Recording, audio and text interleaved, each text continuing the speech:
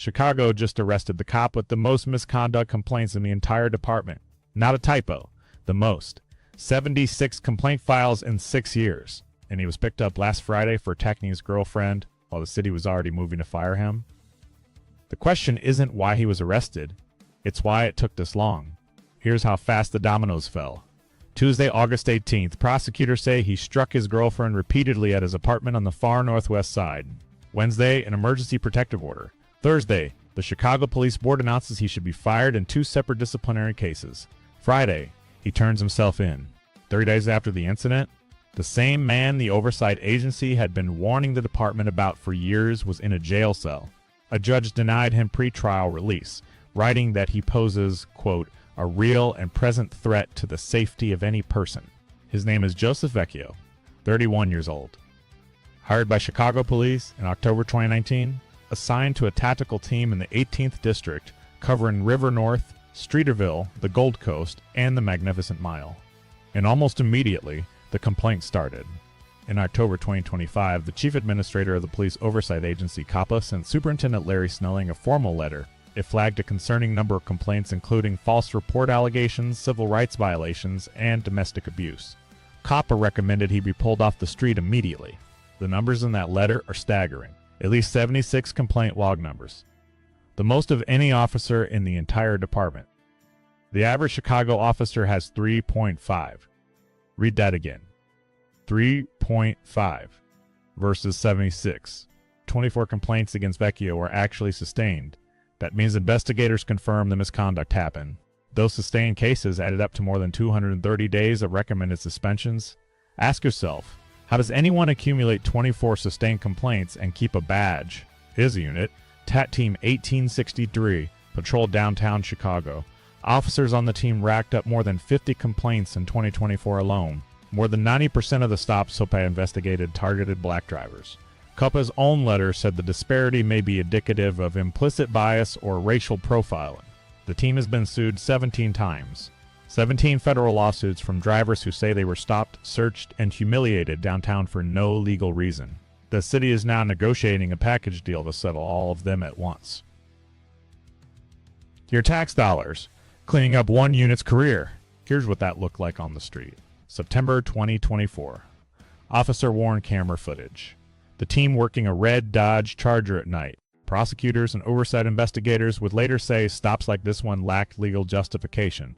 Watch how routine it seems. The most serious allegation isn't the arrest, it's what Vecchio wrote afterward. In August 2024, Sopico concluded he filed a false report after a traffic stop, and that false report got a Chicago man convicted of a crime he should never have been charged with. A police report put an innocent man in the system.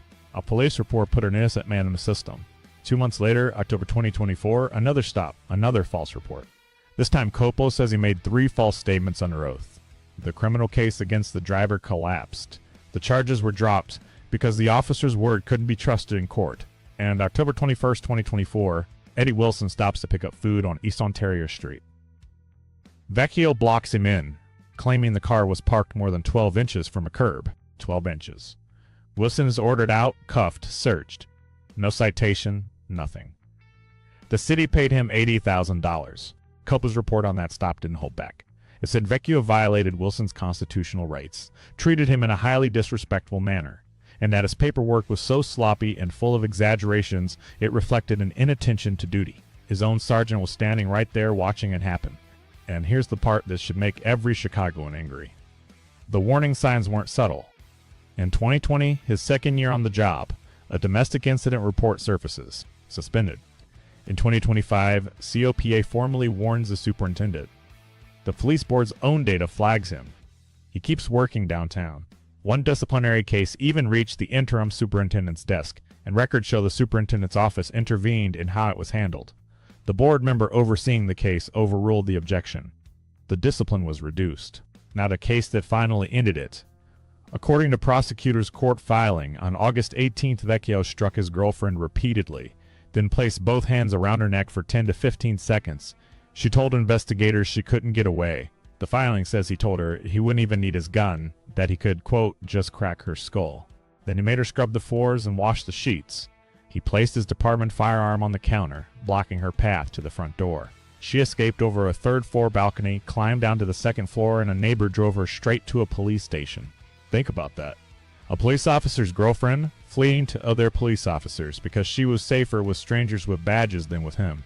The next day, a judge granted a protective order. Within 72 hours, the police board announced termination proceedings in 2 cases. Vecchio turned himself in Friday. He's charged with aggravated domestic battery, a felony, and he is currently behind bars, held without pre-trial release. Where does it go from here?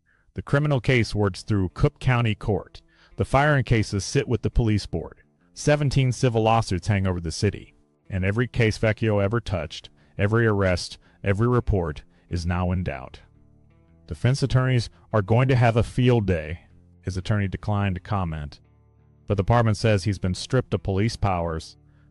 The attorney for the drivers he stopped put it simply, it took a long time for officials to see through the lies. 76 complaints, 6 years. One question remains, who else is still wearing a badge with a file like his? What's your take? Should 24 sustained complaints mean automatic termination? Drop your answer in the comments, share this story, and subscribe for more accountability reporting. And look for our group on Facebook and help build the community.